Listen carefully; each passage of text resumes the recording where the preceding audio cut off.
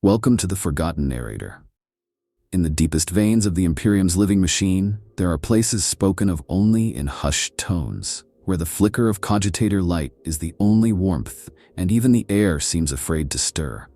They are the black vaults of the Adeptus Biologists. Here, the Imperium does not simply catalog the alien, the mutant, or the cursed. It learns from them, alters them, breaks them down to flesh and gene, and builds something else. Something unspoken, something perhaps best left forgotten. These are not cold archives of data, they are living experiments. Every inch of steel sings with trapped agony. Every containment cell holds not merely a specimen, but a history of suffering, of tampering, of purpose twisted beyond recognition. In these vaults, the Emperor's light becomes a scalpel, and what it carves from the unknown is not always faithful, nor sane.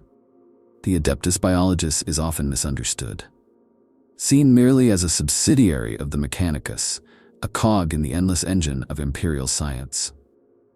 But behind the ceramite masks and incense-cloaked laboratories lies a hierarchy steeped in clandestine agendas and theological paradox. They are not mere archivists of anatomical lore. They are sacred vivisectionists, ordained to flay the mysteries of life down to nerve endings and base molecules. Most work in known sanctuaries, the laboratories Primaris, the Sanctum Sanguine, the Archive Germanae. Yet deeper still, far beneath the data-flooded cores of forge worlds and hidden biocrypts, are chambers without names. They are accessed only through cipher sigils, biometric confessions, and whispered rites. They are the Black Vaults. Unlike the regulated research zones of the Mechanicus, the Black Vaults are unblessed. They lie outside the normal boundaries of imperial law. The Inquisition may look away. The ecclesiarchy may avert their hymns. Even the Ordo Reductus, tasked with limiting destructive innovation, hesitates to intervene. These vaults serve a singular and profane purpose: to safeguard, study, and manipulate forms of life that challenge the natural order, threaten the Imperium's philosophical integrity, or offer some grotesque advantage in the long war for survival. It is not innovation that guides them, but desperation. Each vault is unique, sculpted not by architectural blueprints, but by the needs of containment. Some are vacuum-sealed pyramids set in Martian deserts, ringed by perimeter drones and neural screamers. Others hang suspended in the void of deep space, tethered to nothing, supplied only by teleportarium feed and servo courier. No two vaults hold the same kinds of material. This is by design, not for organizational efficiency, but to ensure that a single breach cannot unravel the Imperium's darkest secrets. The Magi who serve within these vaults are not chosen by merit alone. They are groomed across decades, sometimes centuries. Their minds are partitioned by neural firewalls. Their oaths of silence are reinforced with cerebral implants that trigger microstrokes upon classified speech. Many do not even know where their vault is located. They are transported in stasis coffins, awakened only once secured within the containment complex. Their families, if they ever had them, are told the Magos has been martyred in the Omnissiah's name. In a way, it is true. Entry to a Black Vault is not an assignment, it is a death right with breathing privileges. What lies within these sanctified prisons can never be spoken of freely.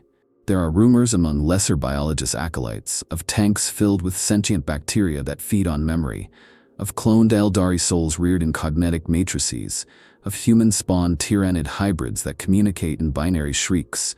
Whether any of this is true is irrelevant. The truth is always worse. For within these vaults, morality is not just bent, it is reversed, rewritten, rendered unrecognizable. Every act is sacrament and sin in the same moment. Every discovery an abomination in pursuit of a perceived higher need. Even the tech priests who serve here rarely emerge the same.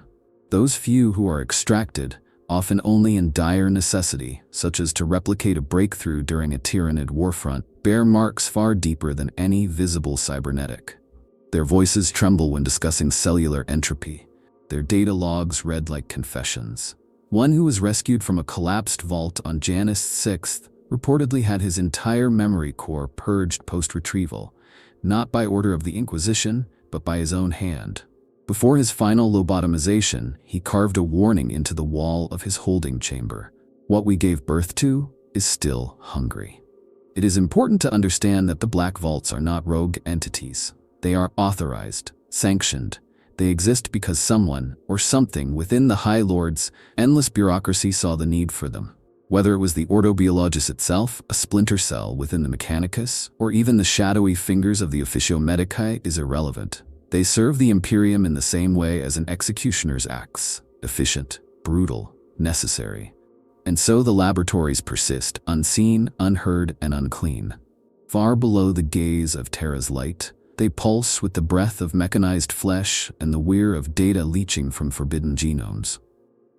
In these vaults, the quest for knowledge is no noble endeavor. It is a war waged with petri dish and plasma scalpel, fought not against ignorance, but against the very sanity of its wielders. The only certainty is that the Imperium will use whatever these vaults unearth. Whether they should is never part of the equation. The designation, Black Vault, is not applied lightly within the Adeptus Biologis. It is more than a name. It is a warning, a veil, a death shroud thrown over knowledge too dangerous, too profane, or too unpredictable to be handled even by the already lax moral standards of the Mechanicus. These vaults are repositories not of stored knowledge, but of potential catastrophes. They are where the Imperium stashes what it cannot destroy, what it dares not understand fully, and what it hopes, perhaps foolishly, will one day be useful.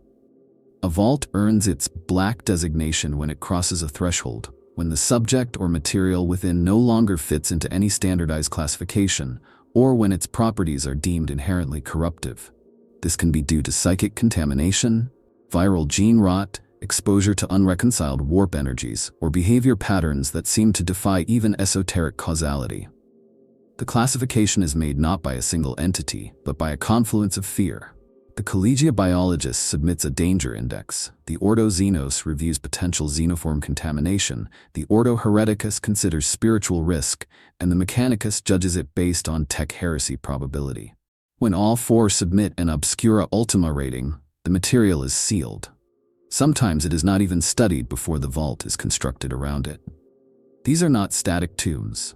A black vault is alive in every sense. It has internal defenses ranging from anti-psyker nullfields to scrap code immune servitors. The architecture adapts, walls shift, routes change weekly.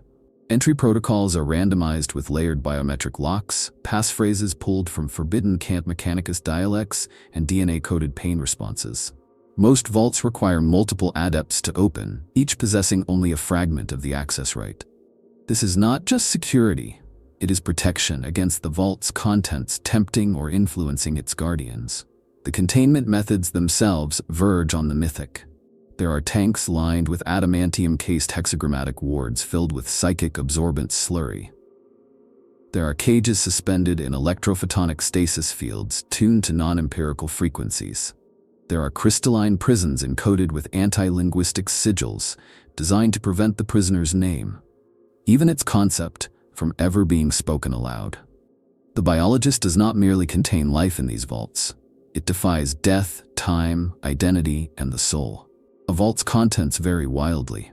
Some house singular entities, a creature of impossible biology harvested from the Blackstone catacombs of Segmentum Obscurus, or an Astartes clone whose genoseed exhibits recursive self-awareness. Others hold environments, entire quarantine biomes sealed behind time locks, growing unknown fungi that bloom in response to grief. Some are simply data, but data so anomalous, so damaging to mental cohesion, that it must be stored in cogitator matrices, buried in psychically shielded void wells. In one infamous case, Vault D Theta 11 holds a single sound, a repeating vocal pattern in Low Gothic that causes suicidal ideation and spontaneous organ failure in most organic life within a kilometer radius. It plays only once every 79 years, and no one knows why. The purpose of the Black Vault is twofold. The first is prevention. The Imperium, bloated and festering as it is, knows it cannot control all things, but it can cage them. The second is contingency. There may come a time when what lies within must be unleashed, not because it is right, but because it is the only option. There are theories that the vaults are a silent arm of exterminatus protocols, not for destroying worlds, but for reforging them into weapons.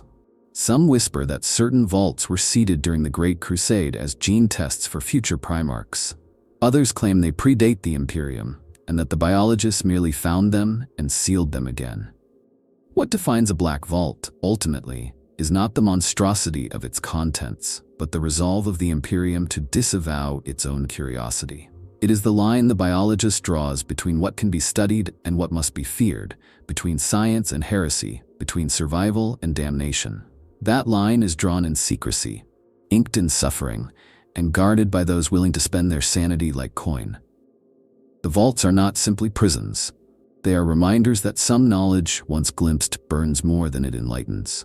And still they persist, hidden in the void, buried beneath hive worlds, anchored in the crust of dead suns, each one a lockbox for some fragment of truth that defies the Emperor's light.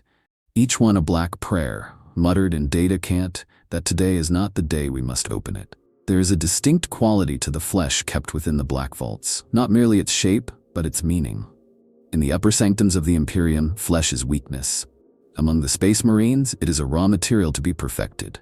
Within the Ecclesiarchy, it is a vessel for sin. But in the Biologis black vaults, flesh becomes a battlefield, a proving ground, a cipher. It is torn, grown, reconfigured, and forgotten. It screams in new dialects, bleeds in unknown colors, and sometimes moves even when it is not alive. Subjects within these vaults are rarely what one would call stable. They are not the noble testbed clones of Medicae theory, nor the rigorously sourced biomatter of Mechanicus experimentation. No. These subjects are aberrations. Many are the remnants of battlefield reclamation, corpses partially digested by tyrannids, mutant psychers burned but not fully killed, fragments of Xenos species fused by warp surges.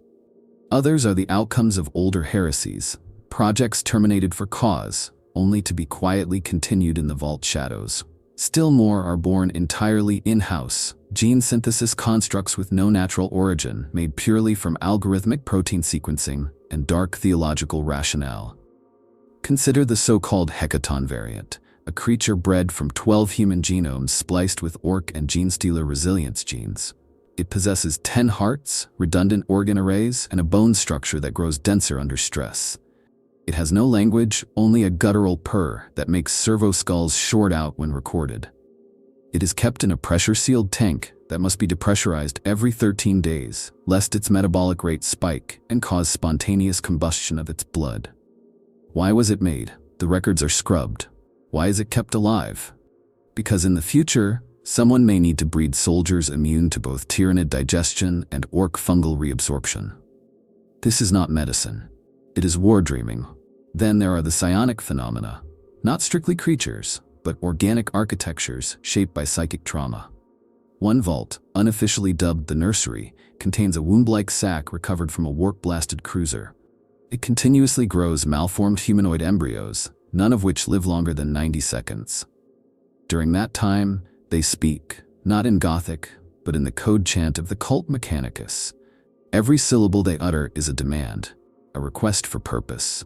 Some magi believe they are echoes of the Omnissiah's forgotten thoughts. Others say they are data wraiths given breath. No one is certain. But the vault remains sealed and the growths continue. There are vaults with fauna, animals genetically reshaped for unknown biomes.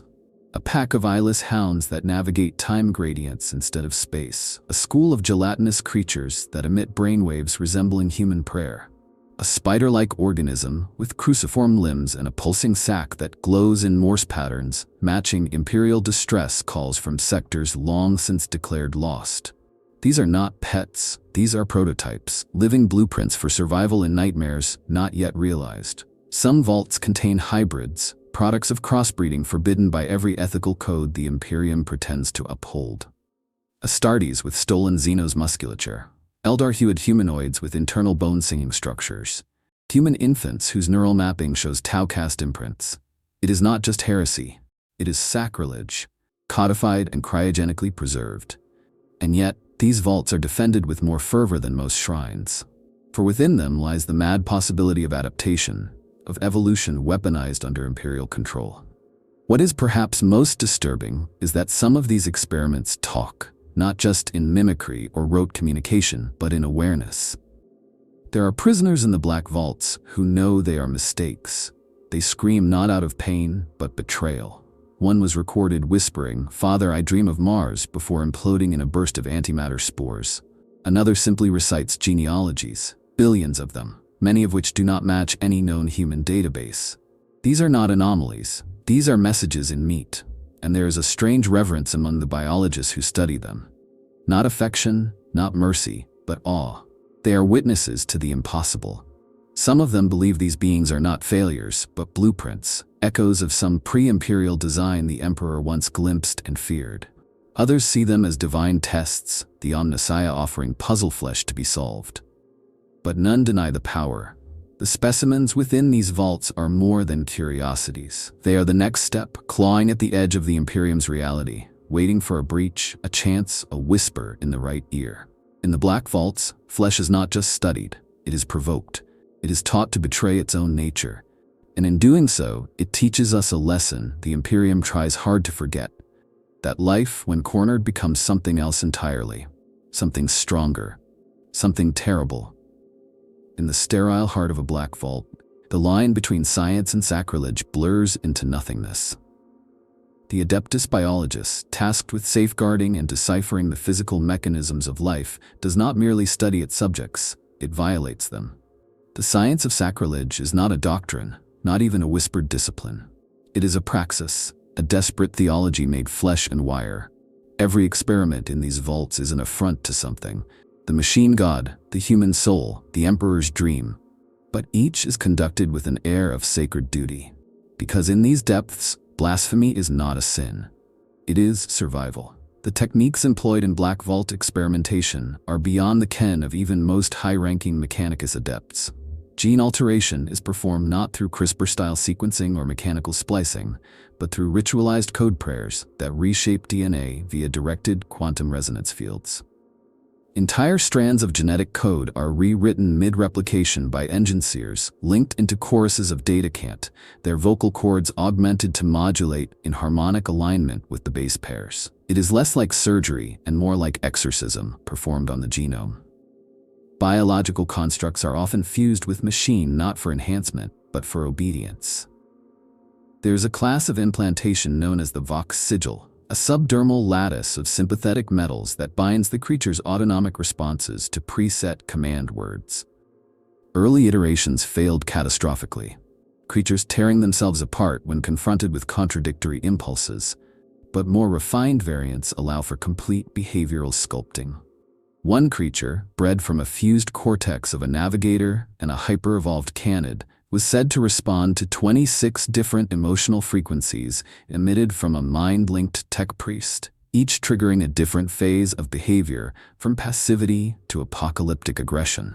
The Black Vaults also embrace forbidden energies. Warp-resonant bioplasma is sometimes used to fuel metabolic processes. In one case, a Vault report detailed a project where Magi attempted to graft an unstable demon core into the reproductive system of a cloned human host. The purpose was to breed a form of living psychic contagion, something that could walk undetected into a crowd and detonate sanity like a virus. The test failed, but not before 9 adjacent vaults were flash-sealed and their contents vaporized under internal exterminatus protocol. What remained of the experiment was catalogued only as subject null sang, undesired success. There are even techniques of cellular memory extraction, ways to read the psychic scars embedded in tissue, bones, and nerve endings. Using pain-responsive nanites and auto-communion devices, the biologists can listen to the deaths of test subjects long after the body has rotted. They parse emotional residue as data, cross-referencing it with Xenos combat stimuli or warp corruption profiles. This has led to the recreation of entire alien languages based solely on how their enemies died in combat. In the vaults, pain is not a consequence, it is an archive. The most heretical of procedures involve the entanglement of time. Black Vault chronotherigists operate forbidden machines that allow microsecond time loops around an organism's replication cycle. This permits observation of cellular changes across what would otherwise be fatal experimentation, rerunning a gene expression scenario over and over until the optimal mutation is discovered. The price is entropy. Even within the localized loop, observers begin to fray, their memories overlapping, bleeding into the past and future. One tech priest assigned to Chronovault Sigma reportedly experienced an entire lifetime within an experiment that lasted mere minutes. When removed from the loop, he whispered only one phrase before his consciousness collapsed. It worked. Kill it. And through all of this, the Adeptus Biologis maintains a kind of cold sanctity. The rituals, the blessings, the sacrificial data purges, they all serve to rationalize the horror. Because no one wants to admit that they are torturing the very concept of life. No one wants to believe they are building weapons of such obscene nature that they may someday need to be used on the Imperium itself. But deep down, they know. That is why the rites are performed. Not to shield the creatures from corruption, but to shield the minds of their creators from collapse. The science of sacrilege is not a betrayal of imperial values. It is their dark mirror, the belief that no price is too high, no limit too sacred, no horror too vast if it means survival. In these vaults, there is no line left to cross, only steps yet to be taken. Not all who pass through the adamantium gates of a black vault enter as monsters, but few leave unmade. Within those sterile tombs of innovation and inhumanity, the line between researcher and subject blurs disturbingly fast. The greatest experiments of the biologists do not begin with the creatures they create. They begin with the people sacrificed to make them possible. They are the tech serfs, the living instruments, the failed initiates, and the unwilling donors. They are the ones who do not return, or worse, return changed. Every black vault maintains a rotating cadre of personnel drawn from across the Imperium. Some are volunteers, hard to believe, but real. There are those whose devotion to the Emperor is so absolute, so self-erasing, that they offer their own bodies and minds for the sacred work of purification and advancement. These are often sourced from obscure monastic sects, particularly those raised under the dogma of suffering as sanctification. They sign away their lives, futures, and sometimes even their identities, rebranded as componenti. They are not named, only numbered. Some are used as control baselines for organ grafts.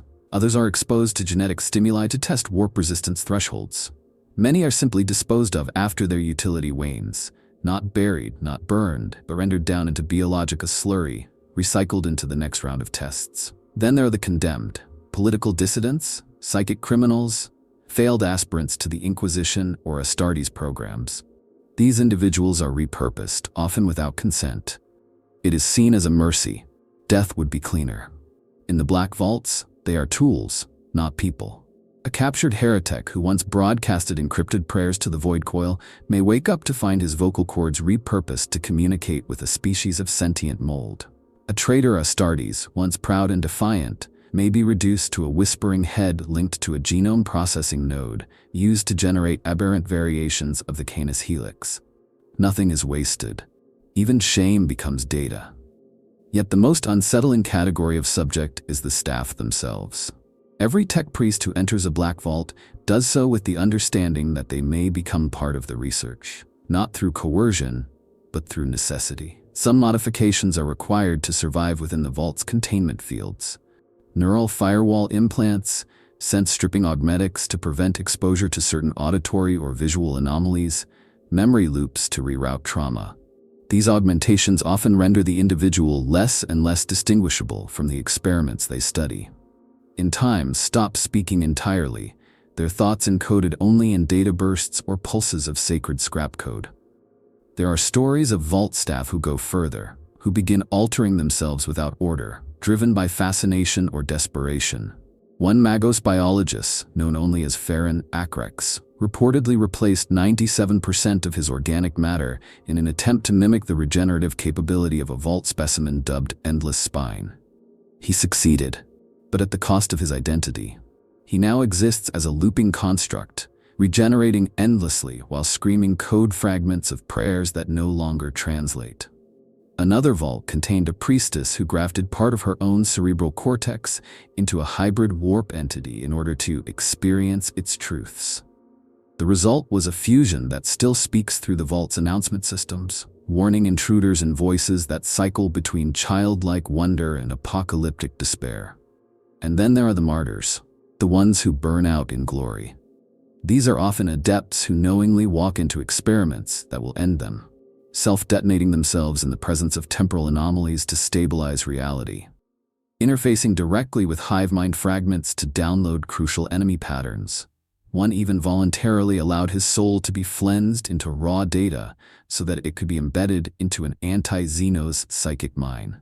These are sacrifices not just of flesh, but of spirit, and the vaults do not forget them. Sometimes, the machinery echoes with their names. Sometimes, the experiments do. The Black Vaults thrive on this consumption of humanity. Every breakthrough is paid for in blood and memory, every advancement bought with identity, agency, and often the simple right to be remembered. The vaults do not honor these people, they process them. The concept of legacy is erased, a security risk. Families are given standard notices of death, often under falsified circumstances. Whole records are deleted. In the end, the only monument to these souls is the altered genome of a hybrid creature, or the silent stability of a forbidden weapon. Yet even in this horror, there is something grotesquely admirable. These are not deaths of convenience. They are sacrifices, willing or coerced, made in the name of something larger. Not hope. Never that, but survival, the cold arithmetic of endurance. In a galaxy where extinction is the only guarantee, to be broken and used in such a cause is perhaps the closest thing to meaning the Imperium offers. In the Black Vaults, there are no heroes, only components, and some of them still bleed. Fabius Bile is a name that echoes through the darkest corners of Imperial history like a warning etched in screaming flesh. A monster, a heretic, a visionary, and to some within the Adeptus Biologis, a godless inspiration. Though his name is cursed in official records, though his works are anathematized by the ecclesiarchy and reviled by even the Mechanicus, Bile's shadow stretches long across the operations of the Black Vaults. Not because they copy his methods outright, though some undoubtedly do, but because his work carved a new path, one that the Biologis walks even as it pretends not to.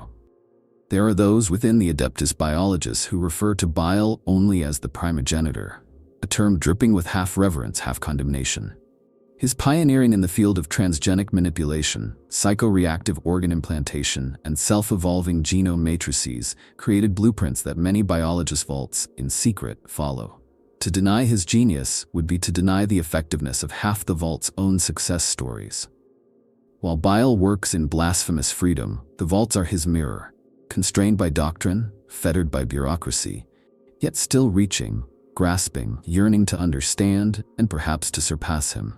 There is a rumor, repeated only in encrypted whispers between trusted minds, that one of the early vaults, perhaps Vault 12 Gamma, was formed not to contain a threat, but to replicate Bile's work. A task force of renegade biologist magi, sanctioned by a now erased High Lord of Terra, dedicated themselves to decoding Bile's legacy. They harvested battlefields for evidence of his creations, dissected corrupted Astartes for hints of gene tampering, even went so far as to cultivate clones of his lesser experiments to chart behavioral drift over generations. What they found was not horror, it was brilliance, cruel, unapologetic, and effective. But to speak of Bile is to speak of defiance. He is not a product of the Black Vaults, he is their catalyst. Where the vaults chain their discoveries behind ritual and authorization, Bile pursues knowledge with no leash, no sanctity, only will. That is what frightens the biologist most. Not the mutations, not the heresy, but the freedom. Because deep down they know that if Bile were granted the vault's resources, he might achieve something terrifyingly pure. Evolution by design, unbound by the Imperium's rusted dogma. Some vaults do more than study his work, they hunt it. Entire cells of biologist agents are tasked with recovering samples from Bile's campaigns, analyzing the differences between his various generations. These operatives are specialists in xenogenetics, field vivisection, and mimetic warfare. Their labs are filled with carcasses of failed Bile spawn, broken chimeras, and pseudo-Astartes left behind like molted skins. Yet in the dissecting rooms, even as these creatures are torn apart, the data tells a different story. Bile is learning, adapting, improving. The vaults may bury his mistakes, but they cannot ignore his trajectory. There are recorded instances where the biologist has quietly integrated Bile-derived innovations into sanctioned projects. One Astartes chapter, the name long redacted, was retrofitted with enhanced organ redundancy systems, modifications originally traced to dissected emperor's children. Another experimental branch of the Officio Medicae used recombinant memory seed implants, near identical to those used by Bile's cloned commanders. These are not coincidences. They are thefts, justified as data reclamation, coated in a veneer of imperial righteousness. And then there are those within the Biologists who go further, who worship Bile not as a man, but as an idea. These cults are small, hidden, but real. They operate under the sigil of the broken double helix, a mutation of the traditional Biologist emblem. Their creed is not chaos nor rebellion, but evolution at any cost. They believe the Imperium is dying not from war, but from stagnation. To them, Bile is not a villain. He is the prototype of what humanity must become to endure. Their experiments are unshackled by ethics, driven only by efficacy.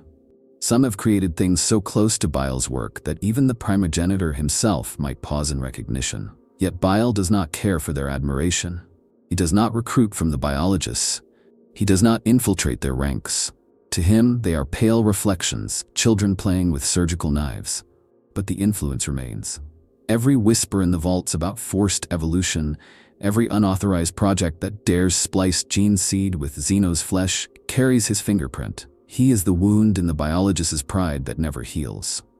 In a way, the Black Vaults exist because of Fabius Bile. They are the Imperium's attempt to harness the fire he wields, to tame it, to bind it in ritual, to use it without becoming it. But fire does not tame easily. And some vaults, in their ambition, burn too bright. Just like him, knowledge is the most sacred resource in the Imperium, and the most bitterly contested. Within the labyrinthine networks of the Adeptus Biologists, knowledge becomes more than a tool or even a weapon. It becomes a secret currency, a source of power so volatile it can fracture alliances, trigger purges, or collapse entire research sects. Nowhere is this more evident than in the data wars fought over Black Vault intelligence. Coded conflicts waged not with bolters or blades, but with script keys, memory ghosts, and viral logic traps. This is the Black Scripted War. A silent, eternal conflict over the most forbidden truths the Imperium has ever stolen or created. Within the vaults, data is not stored like in typical Mechanicus archives. It is alive, encoded in neural pathways grown in cloned brains suspended in nutrient tanks. It is embedded in DNA spirals, encrypted across living protein chains that require specific emotional frequencies to unlock. Entire experimental logs may exist only as psychic impressions on obsidian tablets, tuned to trigger only under the stress of pain or ecstasy. This is not inefficiency, it is security. And even so, theft happens constantly. Rival biologist factions within the Imperium engage in what they call data pilgrimages, sanctioned recoveries of research thought lost or archived in deep redundancy. But these are more often raids, stealthy penetrations of peer facilities designed to extract, duplicate, or overwrite key vault records. Entire cells of cyber assassins are trained not to kill, but to mimic, to pose as the original researcher, and subtly alter experimental baselines to produce sabotage. These infiltrators speak only in hexcode chants, burn out their retinal prints after every mission, and sometimes leave behind fragment echoes of themselves within the vault's data soul. One of the most infamous examples of this kind of war occurred in the vault cluster known as Section Yloth. Here, a vault holding pre-Dark Age biomechanical symbiotes was subject to what official logs call a data reflux cascade. Unofficially, it was sabotage. A rival biologist sect had introduced a strain of adaptive scrap code that mimicked valid research requests, but slowly rewrote the base instincts of the vault's defenses to ignore the breach. By the time containment protocols activated, all neural encoded data had been rewritten into something entirely new. The original research was lost. What remained was a new language, one that no machine or magos has yet successfully translated. But this is not the only front. The Inquisition monitors vault activity obsessively, and their agents often manipulate data streams from within, deleting projects they find too dangerous or altering results to trigger internal cleansing.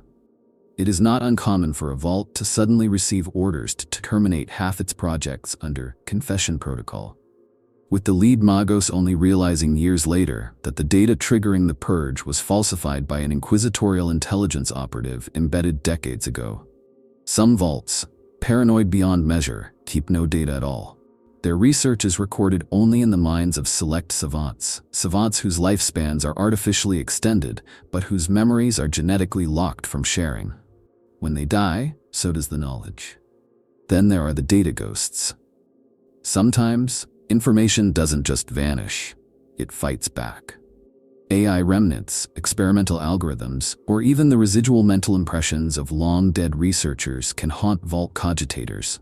These are not ghosts in the traditional sense, but echoes of intent encoded into the logic patterns of the systems themselves.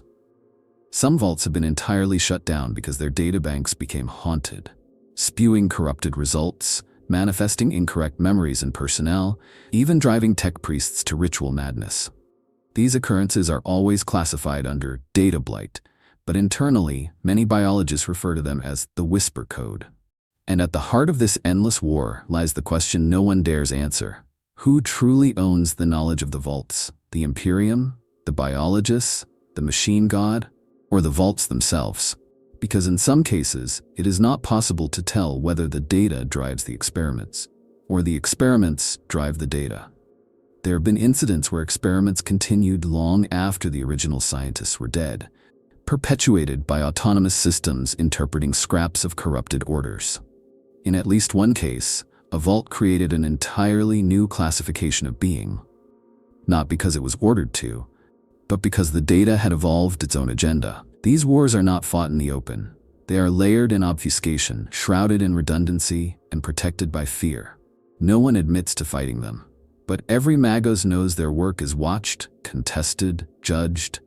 Every vault is a battlefield. Every research strand a potential weapon.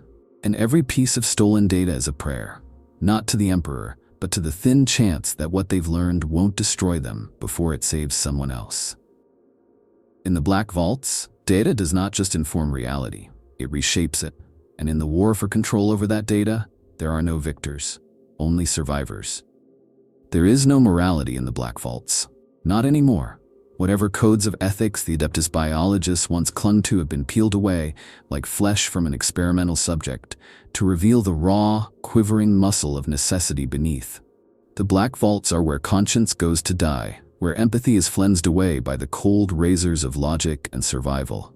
Within these hollow sanctums of science, morality is not just forgotten, it is actively unmade. To understand the vaults is to understand a fundamental truth about the Imperium, that it does not believe in goodness. It believes in endurance. The Imperium does not strive for virtue, but for perpetuity. It is a civilization forged in fire and held together by terror. Against the warp, the Xenos, and the rot of its own decay, it does not seek justice, it seeks advantage.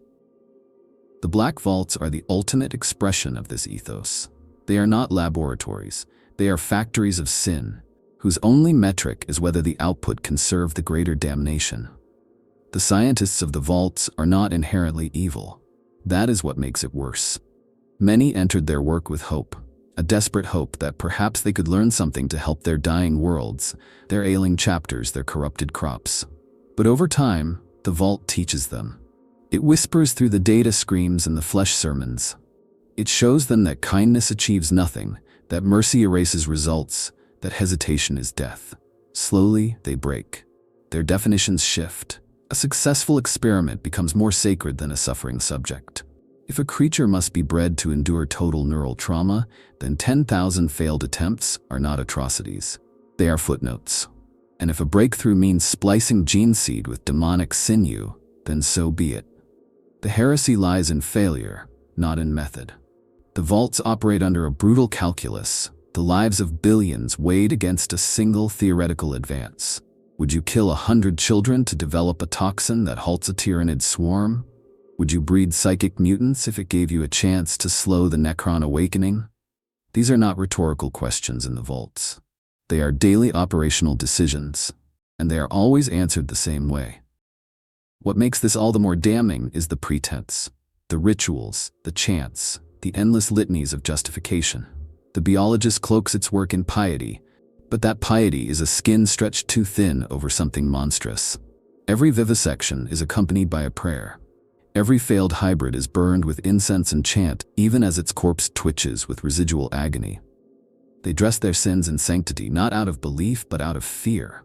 Fear of what it would mean to admit they are monsters. So they perform the rites, not for the Emperor, for themselves. There are whispers of vaults where morality was not just discarded but inverted. vaults where pain is worshipped as data, where loyalty is bred out of the genome like a tumor, where subjects are forced to consume the memories of those they replaced. These are not places of evil in the cartoonish sense. They are places of clarity, horrifying, absolute clarity. Because in the Black Vaults, you finally understand what the Imperium truly values. Not humanity, not faith. Only results.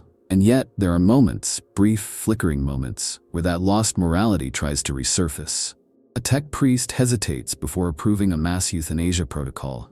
A junior savant secretly injects a subject with a pain suppressant.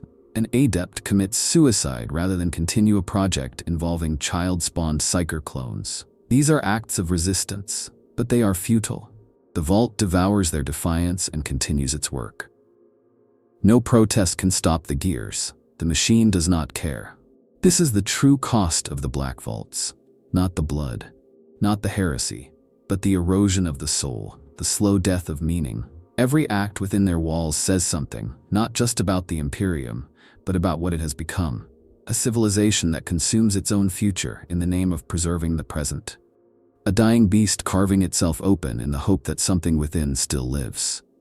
In the end, the Black Vaults teach one lesson above all, that survival has no morality, and the Imperium in its infinite decay has chosen to survive, no matter the cost. Containment is never perfect.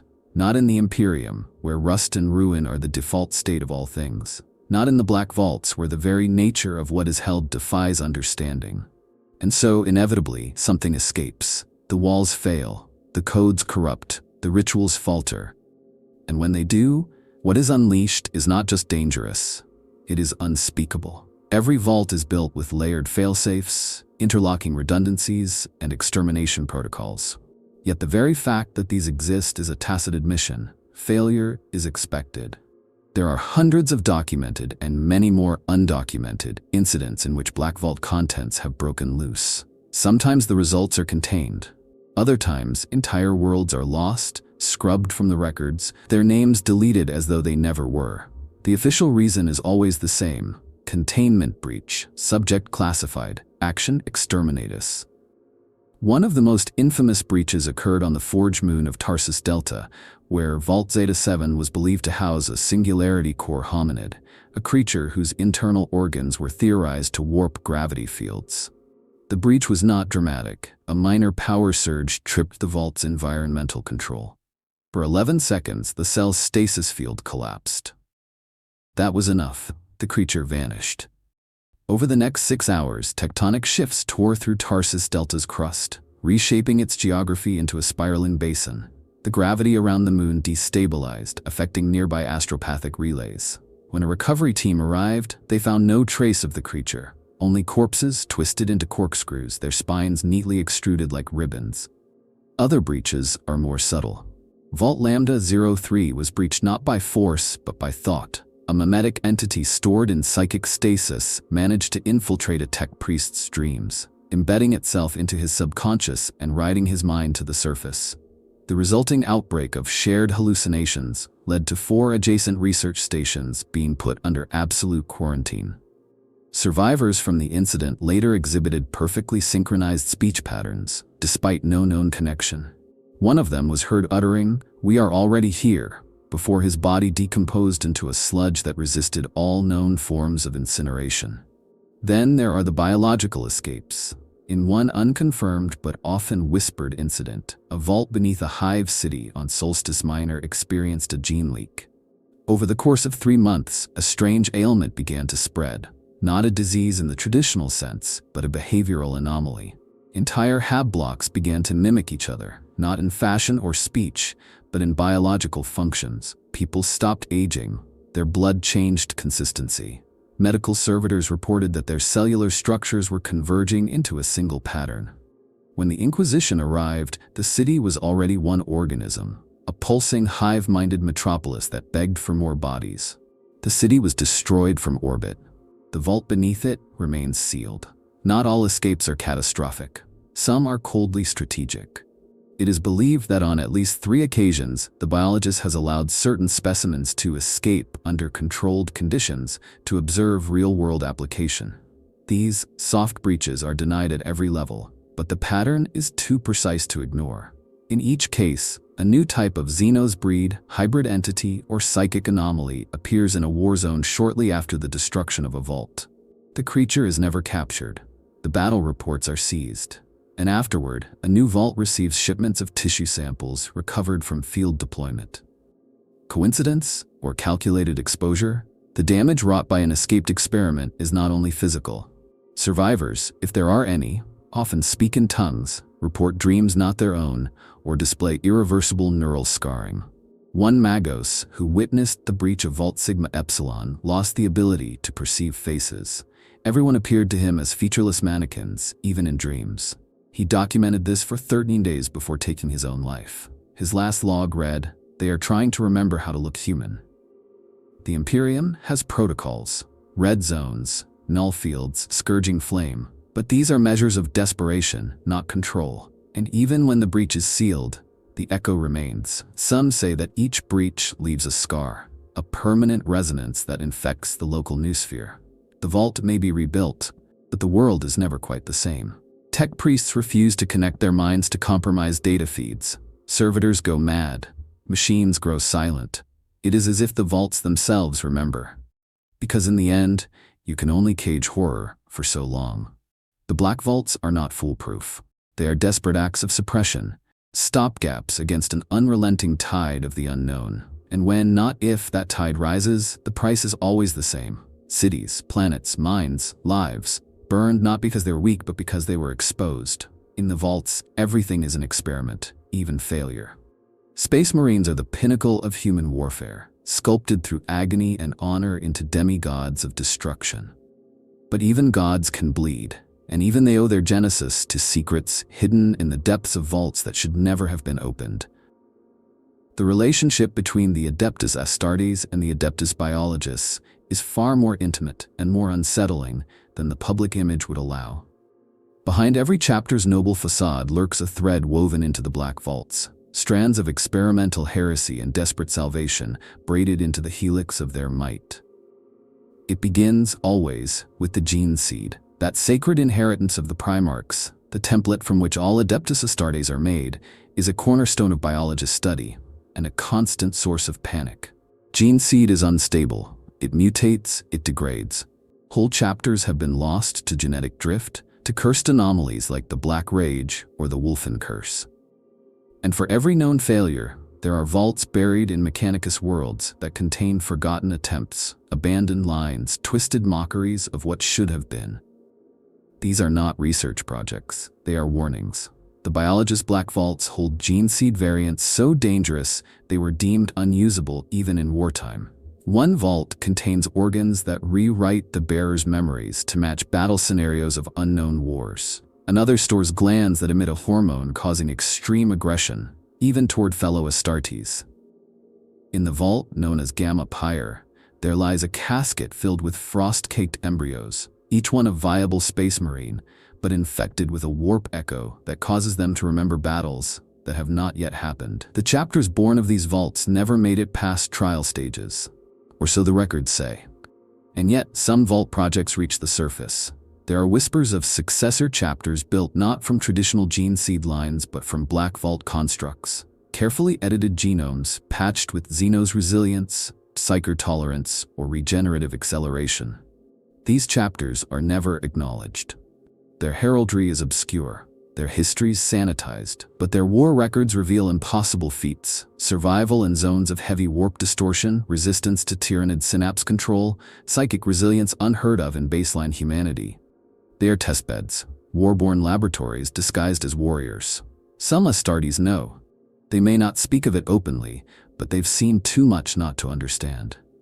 Apothecaries, in particular, walk a thin line between reverence and revulsion. Many are granted access to biologist data seals during their training. They learn the chants, the rituals. They read about organs never used, projects never completed, because in times of desperate need, they may be called to the vaults. When a chapter faces extinction, the biologist offers them a choice: continue with failing seed or accept an unorthodox solution. Some choose survival, some refuse and die, and some take the gift, not knowing what price will be paid. These interactions are never clean. Vault specimens are volatile. The integration of a black vault organ into an Astartes body can cause systemic rejection, or worse, transformation. There are records of warriors who changed mid-battle, not from enemy action but from internal genetic triggers. One Astartes is said to have grown new limbs in the heat of combat, extruding bone blades and psychic tendrils, slaughtering both foe and brother indiscriminately. He was later incinerated by orbital strike. The vault labeled the test inconclusive. Worse still are the hybrids. There are deep, hidden records, the kind locked behind Inquisitorial black codes, suggesting that in rare cases, the Biologis has used Xenos DNA to stabilize failing gene seed. Theories abound of Astartes variants not of any human origin, rapid healing akin to Necron self-repair, reflex patterns resembling Drakari speed, or emotional nullification similar to Tau behavioral conditioning. No chapter will admit to this. But some brothers speak little, show no fear. Dream in language is not taught, and when they die, their blood does not always run red. The fusion between the Astartes and the Biologis is built on a lie, that the gene seed is sacred, inviolate, pure. But the truth is far messier. It is stitched together with desperation and duct tape theology. Every apothecary carries the weight of what their lineage might be hiding. Every chapter master understands, even if they won't admit it, that their strength may come from places best left unnamed. The Black Vaults do not just shape new horrors, they preserve old ones, and the Adeptus Astartes, for all their valor, are not exempt. In a universe of extinction, power is the only virtue. And the vaults, cursed and hidden as they are, offer it freely, at a cost few are willing to name. For the Astartes, survival is everything, even if it means becoming something else. Something stronger. Something worse. It begins with a scream that isn't a scream. A sound that claws its way into the subconscious, warping thought and memory into spirals of dread. Vault Name, buried beneath the ice-sheathed mountain ranges of Jotun Sigma, is not spoken of in official records. It has no designation in the Lex Biologis, no ceremonial acknowledgement from the Martian priesthood, but among those who serve in the deepest recesses of the Adeptus Biologis, it is known as the Cursed Experimentum, a place where the vault itself became the subject. The story of Vault 9 is pieced together from fragmented transmissions, corrupted cogitator logs, and the memoirs of a single survivor whose mind was later declared a liability and purged. What is known or believed is that the vault was originally constructed to house a strain of proto-entity not native to the Imperium. It was not warp-born, nor was it Xenos in the conventional sense. It had no genome, no cellular structure, but it responded to stimuli, changed when observed, and eventually began to imitate life. Not replicate it, imitate it. The initial tests were cautious. The entity, referred to only as Echo Subject 9, resided in a containment field of null temporal vectors, observed by a rotating team of Nospheric adepts. But things began to unravel quickly. Researchers reported being unable to remember their own names during observation periods. One tech priest claimed to see a reflection of himself in the containment glass, only it was aging backward. The subject never moved, never made a sound. But slowly, the vault changed. Walls began to shift, not mechanically, but perceptually. Corridors didn't lead where they once did. Equipment was found relocated without evidence of tampering. One day, half the vault's staff simply ceased to exist, not dead, erased. Their names vanished from logs. Their rooms stood empty. Security footage played only static when accessed. And through it all, Echo Subject 9 remained inert, or so it appeared. The leading magos at the time, a biologist savant named Calix Thurn, refused to terminate the experiment. He claimed the subject was not a threat, but a mirror. A reflection of the observer's will, shaped by the flaws and desires of its watchers. It learns us, he wrote in his final entry, not through our actions, but through our regrets. Shortly thereafter, he disassembled his own neural lattice, converting his brain into a living archive and feeding it to the vault's cogitator core. That was when the vault sealed itself. External access protocols were revoked, Vox traffic ceased, power systems were rerouted to an unknown configuration. For 7 months, Vault 9 was silent. The Adeptus Mechanicus attempted to breach the outer seals, but every attempt resulted in catastrophic internal feedback. Finally, an Inquisitorial kill team was deployed. Ordo Xenos, supported by a choir of Psyker Null agents. What they found inside defied analysis. Vault 9 was still functioning. Its interior architecture had changed entirely. Rooms no longer corresponded to any physical geometry. The containment cell had become a massive chamber of mirrored surfaces, each reflecting not the room, but different times, different people. Some showed the past, some showed possible futures. Others showed things that should not be. The entity was gone. Or perhaps it had become the vault itself. Of the 20 operatives who entered, only one returned, a data curate named Ven Meraxis. He was found wandering the tundra, speaking a language composed entirely of number sequences. When finally decoded, his words were revealed to be a chronological recounting of every death he would experience, in reverse. His final number was 0. The day after his debriefing, he disintegrated into a fine dust composed entirely of cerebral proteins. Following this event, Vault 9 was classified as an Event Horizon site. No further entries were authorized. Orbital lance batteries were positioned above the region in case of structural instability. The last standing order, encoded in triple verification cipher, reads only, "Observe from distance, never remember." And yet, stories persist, that Vault 9 is still active. That it calls to certain minds across the void. That dreams of impossible rooms and mirrored selves are fragments of its continuing experiment. Some believe the vault is not a place anymore, but an idea. A sentient concept searching for hosts, testing variables, expanding its definitions of life and observer. Others whisper that it was never a vault at all, but a wound in reality shaped into structure by human need for containment. Whatever it was, Vault 9 stands as the perfect symbol of the Black Vaults, not a prison for knowledge, but a sacrifice to it. A place where truth mutated into infection. A final experiment that continues not through flesh, but through thought. And it waits. The Black Vaults are not merely repositories of horror. They are crucibles of a deeper truth, one too terrible for the Imperium to admit even to itself.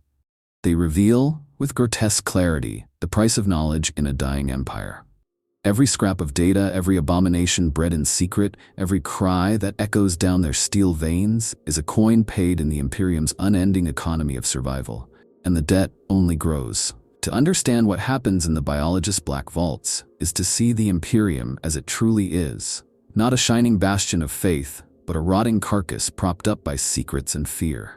A civilization so strangled by bureaucracy and superstition that the only innovation possible must be hidden in vaults drenched in sacred oil and built atop the bones of the innocent.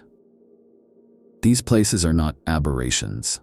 They are the logical endpoint of a species that values strength above all else and has no qualms about redefining life to maintain it. But there is a deeper tragedy still. Because the vaults do not just destroy lives. They consume minds, ideals, the will to question. The moment you glimpse what lies within, the warp-reactive biomass, the thought-mimicking parasites, the screaming hearts of failed Astartes clones, something changes. Not just in the vault, but in you. The need to understand becomes a sickness. The knowledge once tasted never leaves. It festers, warps your values, and before long, you are no longer asking whether something should be done. You are asking how. That is the vault's true corruption. The Imperium justifies the Black Vaults by invoking necessity.